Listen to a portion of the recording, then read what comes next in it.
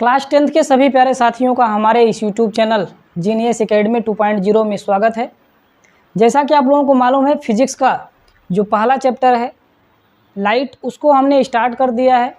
उसमें हमने थोड़ा सा आपको प्रकाश की परिभाषा के बारे में और प्रकाश के क्या गुण होते हैं, उन सभी बातों पर हमने क्या किया था, चर्चा किया था। आज के इस लेक्चर में हम आपको बताएंगे कि ये जो प्रकाश है उसके और भी क्या क्या गुण होते हैं। इसके बाद हम आपको ये भी बताएंगे कि प्रकाश की पारगम्यता के आधार पर वस्तुएं कितने प्रकार की होती हैं, प्रकाश के उत्सर्जन के आधार पर वस्तुओं को कितने भागों में बांटा गया है, उन सभी बातों पर आज हम तो चलिए स्टार्ट करते हैं। प्रकाश के कुछ गुण जो बाकी थे उसको आप लिख लीजिए। 11 गुण जो थे हमने उस पहले लेक्चर में बताया है आपको, तो गुण नंबर 12 लिख लीजिए। यहाँ लिखेंगे प्रकाश का वेग, प्रकाश का वेग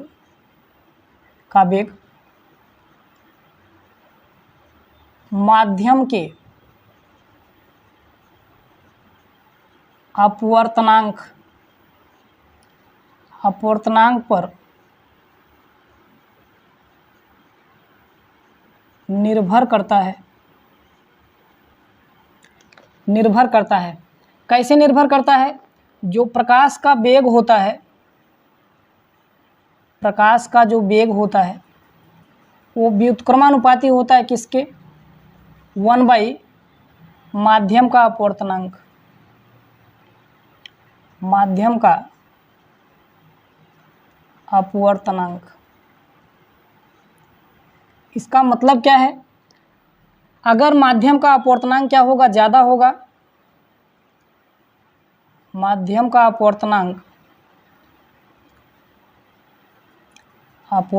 यदि अधिक होगा तो यहाँ से क्या प्रभाव पड़ेगा? अगर माध्यम का अपवर्तनांक अधिक होगा तो क्या होगा? प्रकाश का वेग अपने आप क्या हो जाएगा? कम हो जाएगा।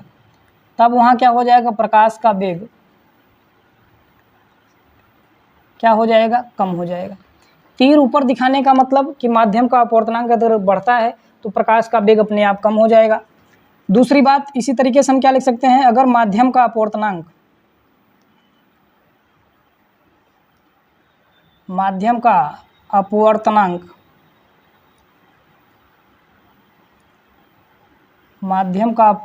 क्या हो जाएगा? अगर कम हो रहा है तो प्रकाश का चाल क्या हो जाएगा?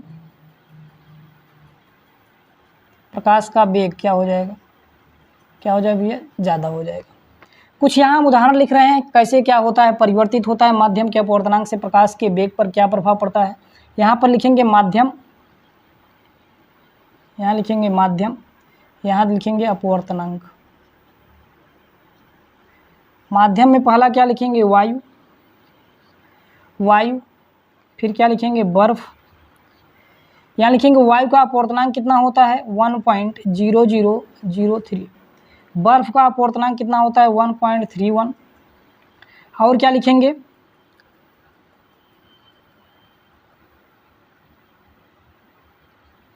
जल का अपवर्तनांक लिख लीजिए। जल का अपवर्तनांक क्या लिखेंगे? जल का अपवर्तनांक 33। एल्कोहल का अपवर्तनांक लिख लीजिए। एल्कोहल का अपवर्तनांक 1.36।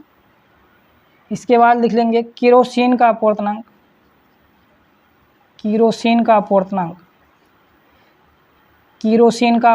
लिख लीजिए 1.44। क्राउन कांच का अपवर्तनांक लिख लीजिए। क्राउन कांच का अपवर्तनांक लिख लीजिए 1.52। हीरा का अपवर्तनांक लिख लीजिए 2.42। पॉइंट नंबर 13 क्या लिखेंगे? प्रकाश को सूर्य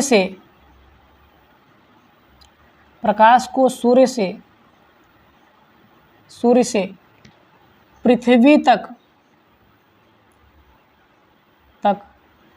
पहुंचने में,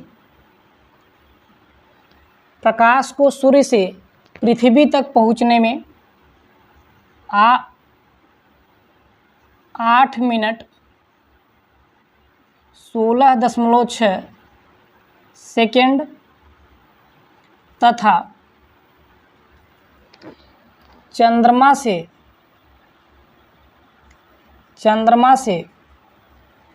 पृथ्वी पर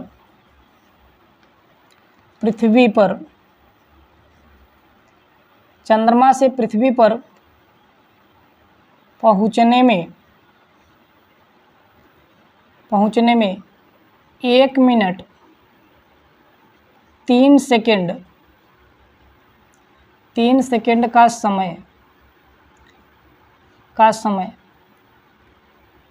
लगता है। इस पॉइंट का मतलब आपको समझ में आ गया होगा कि पृथ्वी पर सूर्य की किरणों को पहुंचने में कितना समय लगता है भैया, 8 मिनट 16.6 सेकेंड समय लगता है। उसी प्रकार चंद्रमा की किरणों को अर्थात चंद्रमा का प्रकाश पृथ्वी पर पहुंचने में कितना समय लेता है, 1 मिनट 3 सेकेंड का समय लेता है। उम्मीद है आप लोगों को इस पॉइंट का मतलब समझ में आ गया होगा। चलिए अगले पॉइंट पर चलते हैं, पॉइंट नंबर 14। इसमें क्या लिखेंगे, जब प्रकाश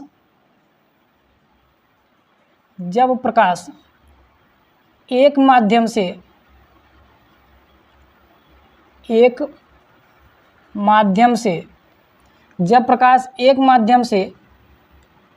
दूसरे माध्यम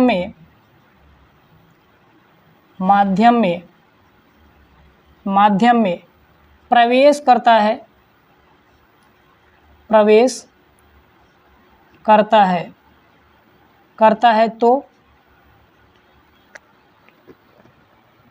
तो इसकी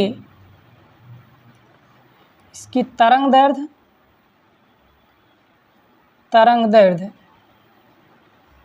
तथा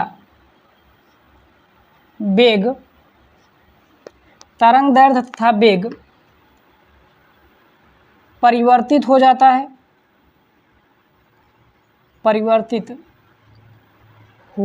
है जबकि आवृत्ति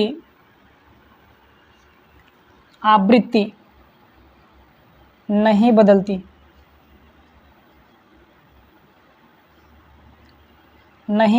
है। इस पॉइंट को आपको ध्यान में रखना है कि जब प्रकाश एक माध्यम से दूसरे माध्यम में जाता है, जैसे कांच से जल में जा रहा है या जल से कांच में जा रहा है, अन्य माध्यमों में भी जा रहा है, तो क्या होता है, प्रकाश का जो है तरंगदैर्ध्य और वेग तो बदल जाता है लेकिन उसकी आवृत्ति पर कोई प्रभाव नहीं पड़ता है। अब हम आपको बताते हैं कि प्रकाशिकी में वस्तुओं को प्रकाश उत्सर्जन की क्षमता के आधार पर कितने भागों में बांटा गया है। यहाँ पर लिखेंगे, प्रकाश उत्सर्जन क्षमता के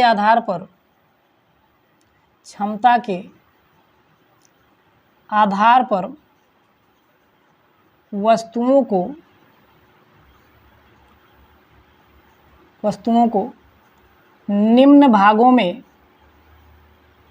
पर वस्तुओं को निम्न भागों में बांटा गया है। क्या लिखेंगे, प्रकाश उत्सर्जन क्षमता के आधार पर वस्तुओं को निम्न भागों में बांटा गया है। यहाँ लिखेंगे वस्तुएं कितने भागों में बांटा गया है, यहाँ पर लिखेंगे पहला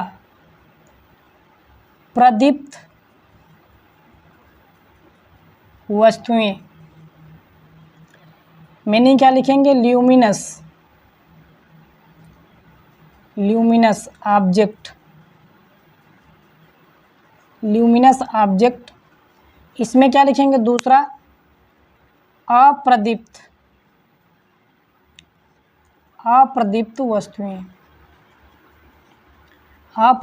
वस्तुएं, मीनिंग क्या लिखेंगे, non luminous object. Non luminous object. इसमें सबसे पहला हेडिंग डालेंगे प्रदीप्त वस्तुएं,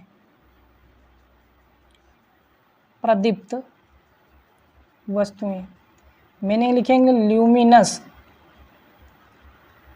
ऑब्जेक्ट। परिभाषा क्या लिखेंगे? लिखेंगे वे वस्तुएं,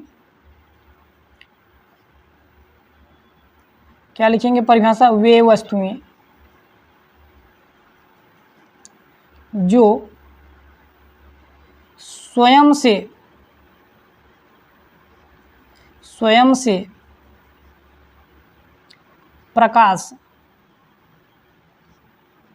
उत्सर्जित करते हैं, उत्सर्जित करते हैं या निकालते हैं,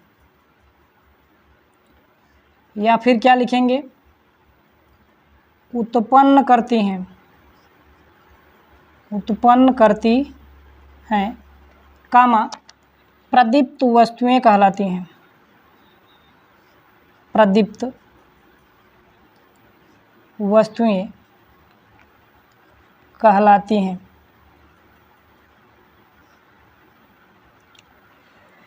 इसका मतलब क्या हुआ कि ऐसी वस्तुएं जो खुद से प्रकाश निकालती हैं, जो खुद से प्रकाश उत्पन्न करती हैं, ऐसी वस्तुओं को हम प्रकाशिकी में क्या कहते हैं भैया? प्रदीप्त वस्तुएं कहते हैं। कुछ एग्जाम्पल्स हैं, उसके उदाहरण लिख लीजिए। कुछ उदाहरण लिखिए,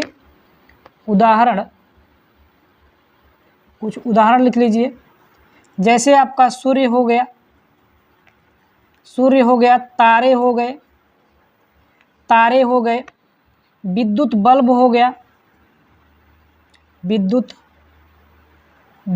गया, या फिर ट्यूबलाइट हो गया। और क्या लिख सकते हैं यहाँ पर? जुगनू लिख सकते हैं,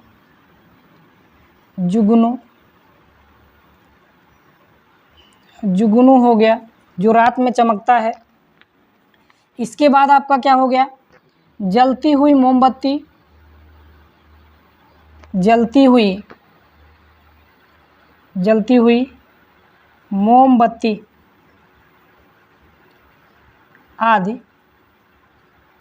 आदि प्रदीप्त वस्तुओं के उदाहरण हैं। आदि प्रदीप्त वस्तुओं के उदाहरण हैं। आपको समझ में आया होगा कि ये ऐसी वस्तुएं हैं जिनमें खुद का प्रकाश होता है, जो अपने आप से प्रकाश को उत्सर्जित करते हैं। ऐसी वस्तुओं को हम क्या कहते हैं? प्रदीप्त वस्तुएं कहते हैं। इनका कुछ उदाहरण है, वो आप लोग देख लीजिए इसको भली भांति।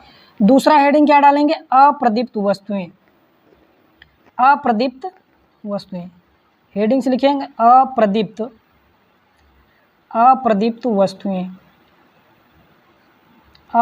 वस्तुएं। यहाँ मीनिंग लिखेंगे non luminous object, non luminous object. परिभाषा इसका क्या लिखेंगे?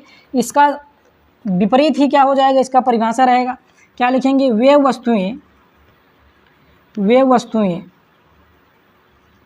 जो स्वयं से प्रकाश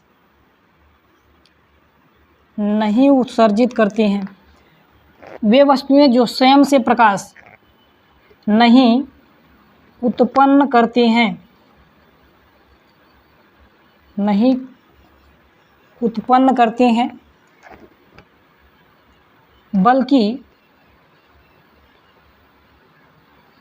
बल्कि वे प्रदीप्त वस्तुओं की सहायता से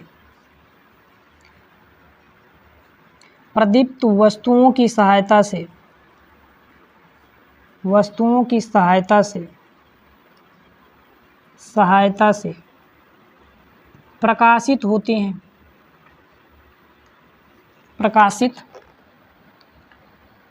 हैं, कामा अप्रदीप्त वस्तुएं कहलाती हैं। अप्रदीप्त वस्तुएं अप्रदीप्त वस्तुएं अप्रदीप्त वस्तुएं कहलाती हैं। उदाहरण क्या लिखेंगे, इसका उदाहरण लिख लीजिए, एग्जाम्पल लिख लीजिए भैया। पहला क्या लिखेंगे, चंद्रमा। चंद्रमा में भी खुद का प्रकाश नहीं होता, ग्रह जो हैं प्लैनेट वगैरह, ग्रह हो गया। किताबें हो गई, किताबें।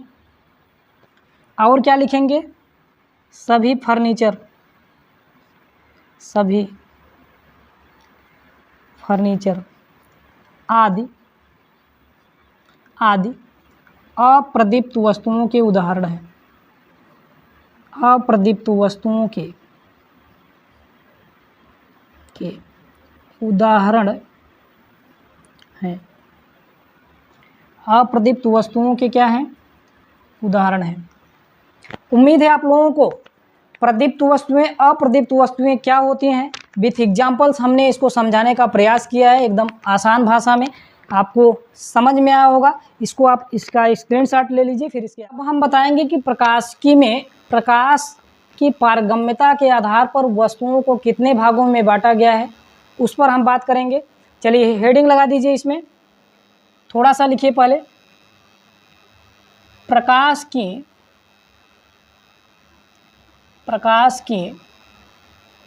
पारगम्यता के आधार पर प्रकाश की पारगम्यता के आधार पर वस्तुओं को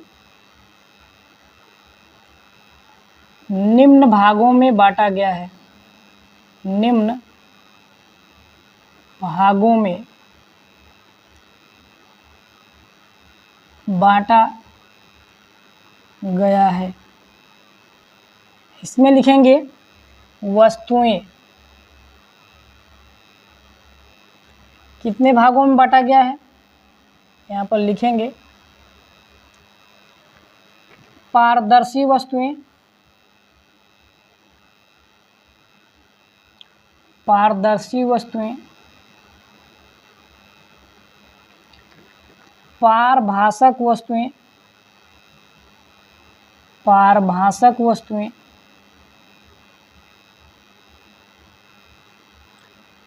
इसमें क्या लिखेंगे, अपारदर्शी वस्तुएं,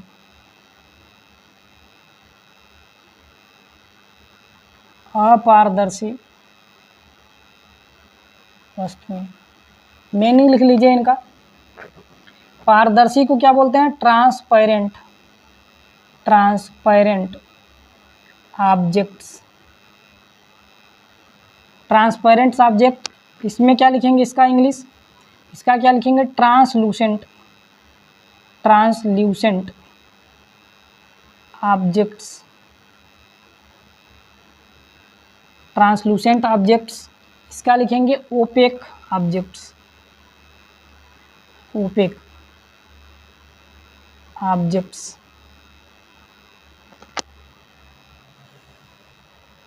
इसमें पहला हेडिंग लगाएंगे पारदर्शी वस्तुएं,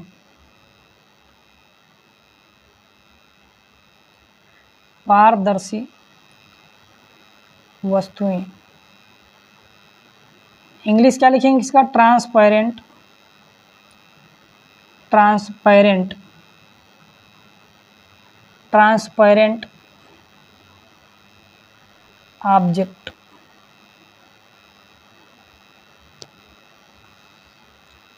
लिखेंगे ऐसी वस्तुएं, ऐसी वस्तुएं, ऐसी वस्तुएं जिनके, ऐसी वस्तुएं जिनके आर पार,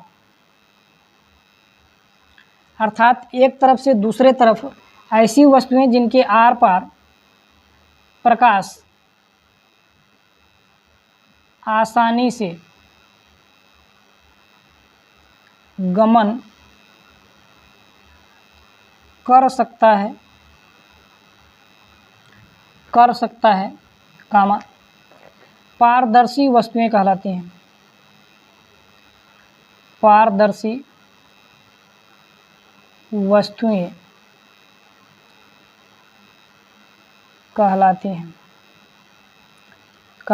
उदाहरण क्या लिखेंगे, इसके एग्जाम्पल्स लिख लीजिए। उदाहरण में क्या लिखेंगे, जैसे साफ कांच हो गया, कामा जल हो गया, शुद्ध जल, एकदम साफ जल, और क्या हो गया, वायु हो गया आदि। ये सब ऐसी वस्तुएं हैं जिनके आर पार प्रकाश क्या होता है, आसानी से गमन कर सकता है। एक तरफ से दूसरे तरफ प्रकाश क्या होता है, आसानी से जा सकता है। दूसरा क्या लिखेंगे, भैया, पारभाषक वस्तुएं, पारभाषक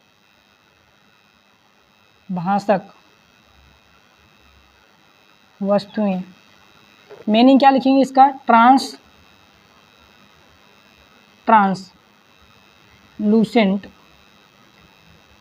ऑब्जेक्ट्स,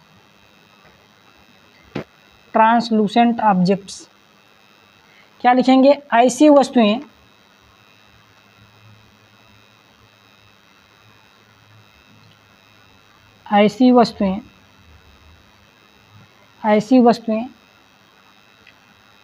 जिनके आर पार प्रकाश का कुछ ही भाग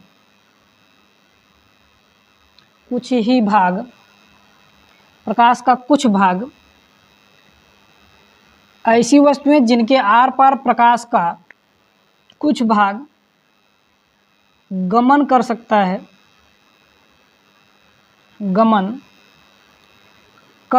है, कामा पारभाषक वस्तुएं कहलाती हैं। पारभाषक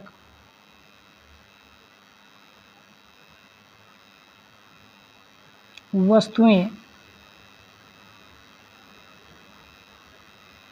कहलाती हैं।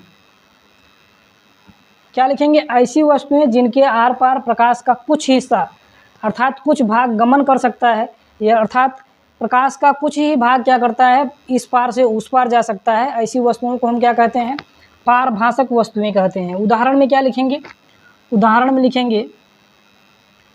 में लिखेंगे प्लास्टिक के पतले पर्दे, प्लास्टिक के पतले पर्दे, कामा गंदा पानी, गंदा जल, और क्या लिखेंगे, घिसा हुआ कांच, घिसा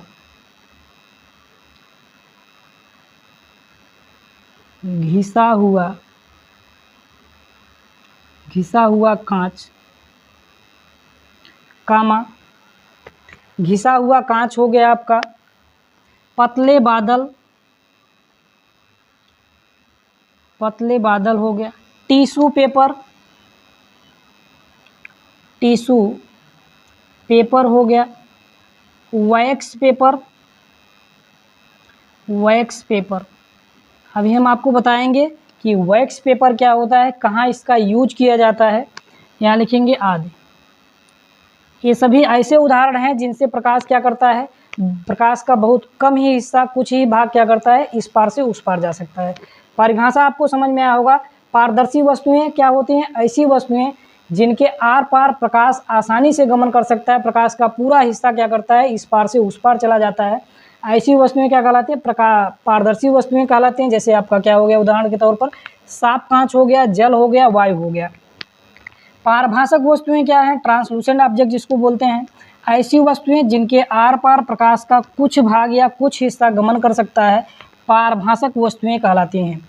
उदाहरण में क्या लिखेंगे, प्लास्टिक के पतले पर्दे हो गए, जो घरों में यूज किया जाता है, खिड़कियों में यूज किया जाता है, दुकानों पर यूज किया जाता है। ऐसे पर्दे क्या होते हैं, पारभाषक होते हैं। गंदा जल हो गया, घिसा हुआ कांच हो गया, पतले बादल हो गए, टिश्यू पेपर हो गया, इसके बाद वैक्स पेपर हो गया इत्यादि। ये सब किसके उदाहरण हैं? आपके पारभाषक वस्तुओं के उदाहरण हैं। उम्मीद है आप लोगों को समझ में आया होगा। इसका आप लोग स्क्रीनशॉट ले लीजिए, फिर इसके आगे चलते हैं।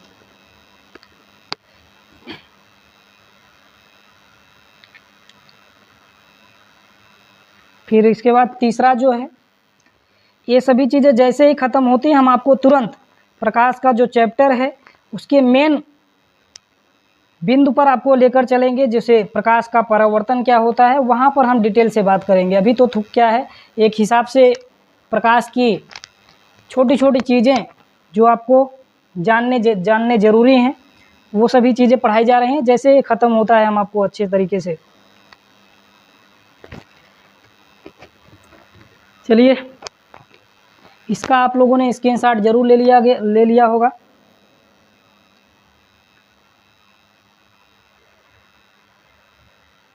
चलिए तीसरे पॉइंट पर अपारदर्शी वस्तुएं क्या होती हैं उसको देखते हैं कि अपारदर्शी वस्तुएं क्या होती हैं। सबसे पहले आपको वैक्स पेपर बता देते हैं कि वैक्स पेपर क्या होता है। वैक्स पेपर कहाँ यूज होता है उसको भी बताएंगे आपको। क्या लिखेंगे यहाँ? Wax paper, wax paper, wax paper,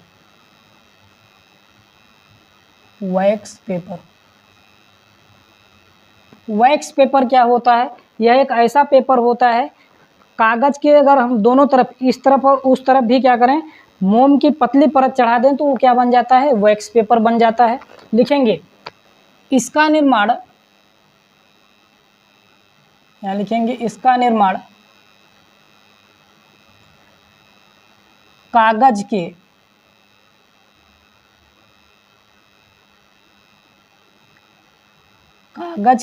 इसका निर्माण कागज के दोनों तरफ,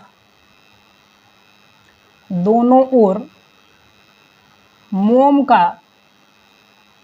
की पतली परत चढ़ाकर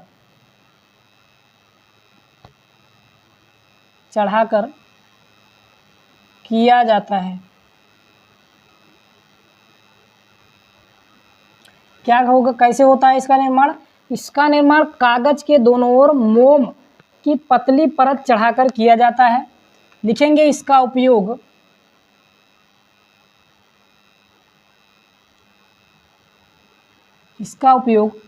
वस्तुओं को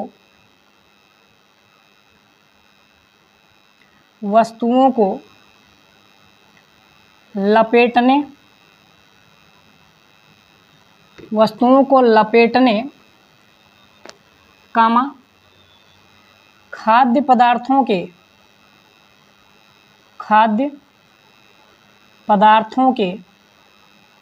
खाद्य पदार्थों के भंडारण में किया जाता है। भंडारण में किया जाता है। क्या होता है भैया?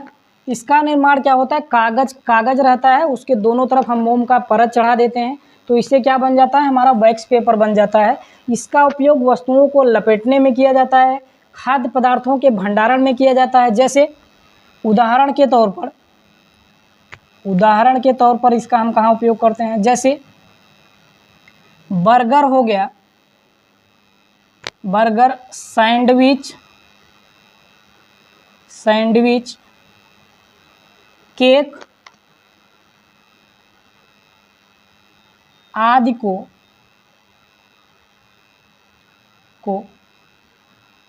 लपेटने में किया जाता है। लपेटने में किया जाता है क्योंकि यह इन चीज़ों को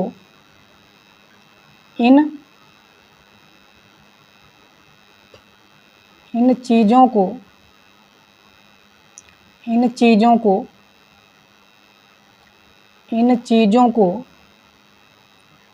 को ताज़ा रखने में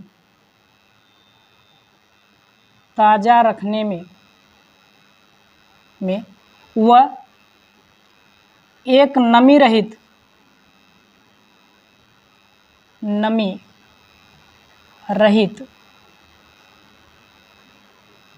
रहित सतह प्रदान करता है।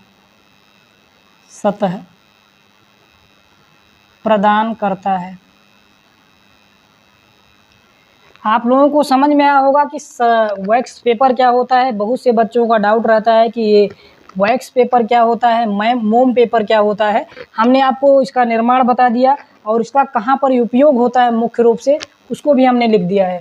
कैसे इसका निर्माण होता है, ये क्या होता है, कागज़ के दोनों तरफ मोम की पतली परत चढ़ाकर बनाया जाता है। इसका उपयोग वस्तुओं को लपेटने में, खाद्य पदार्थों के भंडारण में किया जाता है। जैसे बर्गर हो गया, सैंडविच, केक वगैरह को लपेटने में किया जाता है, क्योंकि क्या होता है, यह इन चीज़ों को ताज़ा रखने में तथा एक नमी रहित सतह प्रदान करने में क्या करता है, मदद करता है। उम्मीद है आपको वैक्स पेपर समझ में आया होगा। चलिए अगली हेडिंग जो थी, लास्ट पॉइंट तीसरा, क्या था भैया, अपारदर्शी वस्तुएं।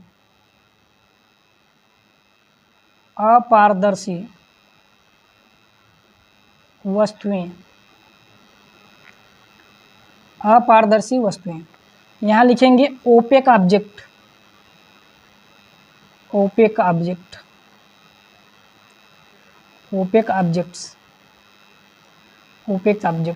परिभाषा क्या लिखेंगे, ऐसी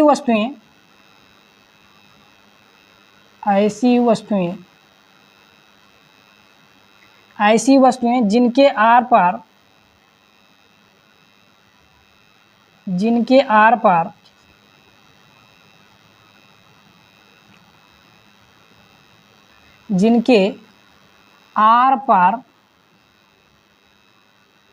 प्रकाश का एक भी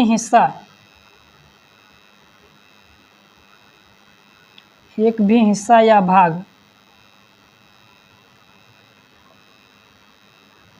गमन नहीं कर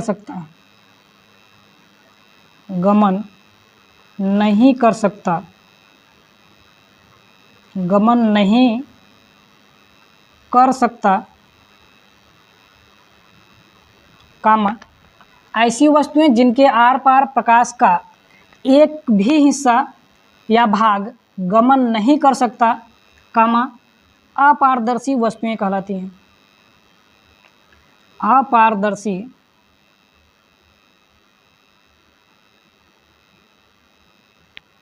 वस्तुएं कहलाती हैं। उदाहरण क्या लिखेंगे इसका, उदाहरण क्या लिखेंगे, उदाहरण जैसे क्या हो जाएगा, फर्नीचर वगैरह, जितने भी फर्नीचर हैं, फर्नीचर हो गया, किताब हो गया, ईंट हो गया, पत्थर हो गया, लकड़ी हो गया, आदि क्या है, मिट्टी भी लिख लीजिए, मिट्टी, आदि क्या है, आदि, ये सब क्या है, ऐसे उदाहरण हैं जो क्या होते हैं, अपारदर्शी होते हैं। इनसे क्या होता है, प्रकाश का एक भी हिस्सा इस पार से उस पार नहीं जाता, इसलिए इन सभी वस्तुओं को कैसी वस्तुएं कहा जाता है, अपारदर्शी वस्तुएं कहा जाता है। परिभाषा क्या लिखा है हमने, ऐसी वस्तुएं जिनके आर पार प्रकाश का एक भी हिस्सा या भाग गमन नहीं कर सकता, अपारदर्शी वस्तुएं कहलाती हैं। उदाहरण फर्नीचर, किताब, ईंट, पत्थर, लकड़ी, मिट्टी इत्यादि। उम्मीद है आप लोगों को आज का ये छोटा सा लेक्चर, जो हमने विभिन्न प्रकार की परिभाषाएं होती हैं, वे क्या होता है, अपारदर्शी वस्तु क्या होती है, पारदर्शी क्या है, पारभाषक क्या होता है, प्रदीप्त अप्रदीप्त वस्तुएं क्या होती हैं, वैक्स पेपर क्या होता है, हमने बहुत ही डिटेल तरीके से बताने का प्रयास किया है। उम्मीद है आप लोगों को ये लेक्चर बेहतर तरीके से समझ में आया होगा। इस लेक्चर को फॉरवर्ड कर दीजिए आप सभी उन दोस्तों के साथ जो क्लास 10 में इस बार पढ़ने वाले हैं या पढ़ रहे हैं, ताकि उनको भी इन सभी चीज़ों के बारे में अच्छे से जानकारी मिल पाए। तो आज के लिए बस इतना ही। और आपको ये लेक्चर अगर अच्छे से समझ में आए तो लाइक, कमेंट और शेयर किया करें। सभी चीज़ों को क्या है, इस चैनल को सब्सक्राइब कर दीजिए। तो आज के लिए बस इतना ही, इजाज़त दीजिए। मिलते हैं फिर अगले दिन एक नए लेक्चर के साथ।